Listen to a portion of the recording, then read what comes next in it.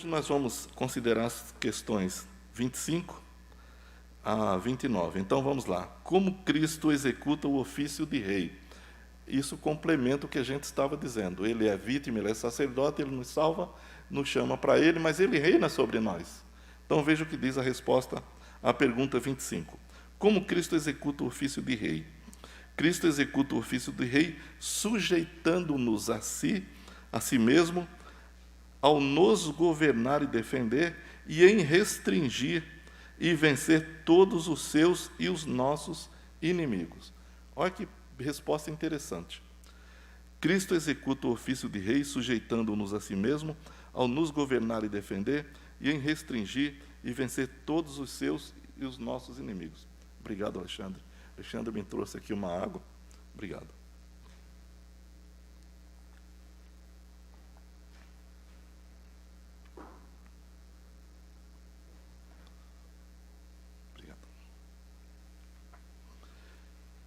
Como diz no Salmo 110, versículo 3, como ele reina sobre nós, como ele nos salvou soberanamente, nós, o povo dele, 110, 3, nos apresentamos a ele de livre e espontânea vontade, porque nós temos a vontade nossa trabalhada por ele, pelo Espírito que habita em nós.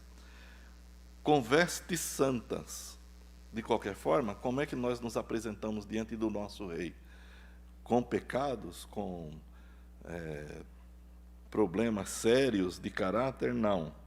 Com vestes santas, teu povo se apresentará de livre vontade no dia das tuas batalhas. Teus jovens serão como orvalho ao amanhecer. E por que isso acontece? Isaías 33, 22.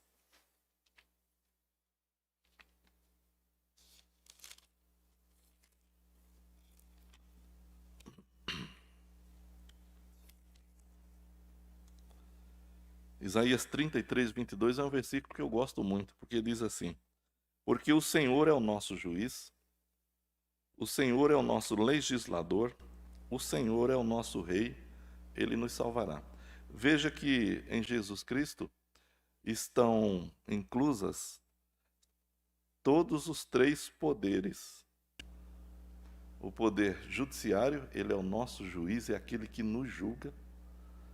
O Senhor é o nosso legislador, é aquele que faz as leis. E o Senhor é o nosso rei, é aquele que executa o poder. E além do mais, consta ainda que ele nos salvará. Eu compararia isso com a Constituição do Império de 1831, que tinha um poder moderador. E por esse poder moderador, o Senhor não executa sobre nós a justiça que nós merecemos, porque ela foi executada no seu Filho. O Senhor legisla e dá uma legislação de natureza espiritual para nós seres humanos que nós não podemos cumprir. No entanto, ele nos transforma e nos dá um novo coração para cumprir a sua lei. O Senhor é o nosso rei. Normalmente o ser humano não reconhece nenhum superior, não gosta disso, muito menos a Deus. No entanto, Deus nos dá um coração de submissão ao nosso rei. E, finalmente, ele nos salva. Olha que versículo maravilhoso. Como é que o Senhor executa o seu ofício de rei? Dessa forma, agindo em nós. E ele nos governa e nos defende, e restringe e vence todos os seus inimigos e os nossos também. Mateus 2, 6.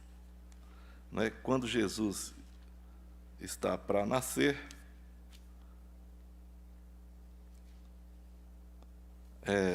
é dito e repetida a profecia de Miqueias, capítulo 5, versículo 2. Os magos do Oriente disseram, aliás, os sacerdotes e os mestres de Israel disseram para Herodes, que estava desesperado com o aparecimento do rei dos judeus: onde esse menino vai nascer que eu quero adorá-lo? Na verdade, ele queria matá-lo, como tentou fazer, E eles disseram,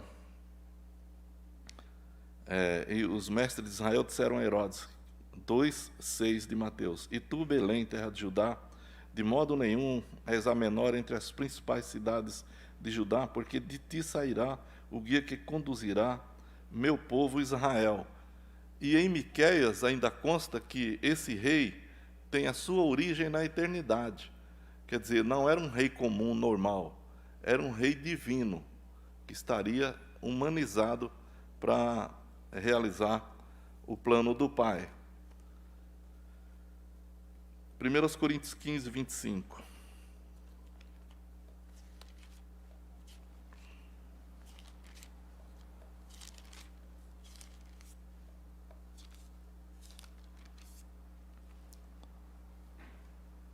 Veja que aqui na resposta à pergunta, diz que o Senhor, além de vencer os seus inimigos, vence os nossos também. E em 1 Coríntios 15, 25 diz, porque é necessário que ele reine até que tenha posto todos os inimigos debaixo de seus pés. E no versículo 26, o último inimigo a ser destruído é a morte. A morte não mais nos atingirá. Na verdade, quando nós somos salvos em Cristo, e a salvação é prometida nestes termos, a salvação é prometida em vida eterna. E as pessoas que acham que uma pessoa crente pode perder a salvação, assim, como se interpretaria esses versículos que o próprio Jesus disse que nos dá a vida eterna?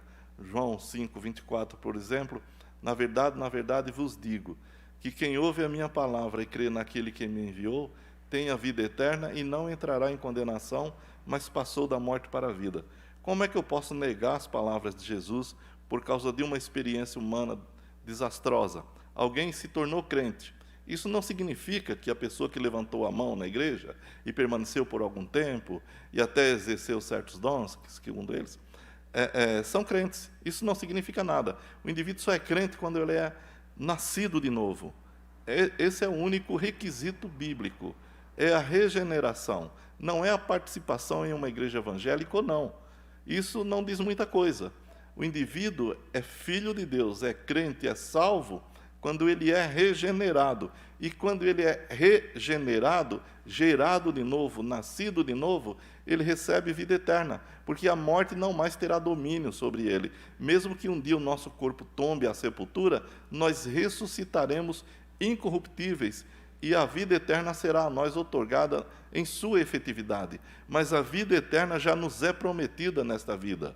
Em verdade vos digo, quem ouve a minha palavra e crê naquele que me enviou, tem a vida eterna. Palavras de Jesus, tem a vida eterna. E vida eterna que se perde, eterna não é. Como você pode imaginar que uma coisa que é eterna se acabe, se perca? Se Jesus diz isso, eu devo crer nele. As minhas ovelhas ouvem a minha voz, eu conheço-as e elas me seguem, e dou-lhes a vida eterna, e nunca hão de perecer. E ninguém as arrebatará da minha mão, porque o Pai que me as deu é maior que todos, e ninguém pode arrebatá-las da mão do meu Pai. E eu e o Pai somos um. Muita gente fala, não, mas não é, de fora não pode, mas eu posso, se eu quiser. Não existe essa hipótese. Ninguém, inclui todos, inclusive a própria pessoa. Salvação dada por Deus é salvação eterna. Jesus, o Cordeiro de Deus, se entregou uma vez por todas e realizou uma eterna redenção. Se é eterna, não tem fim. Não importa o que você acha, não importa o que você pensa, não importa suas experiências. Importa o que a Bíblia diz.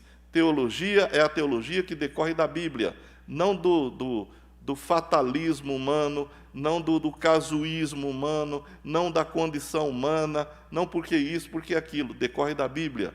A nossa fé está no Deus que revela a Bíblia e a Bíblia como sua palavra, e na Bíblia como sua palavra.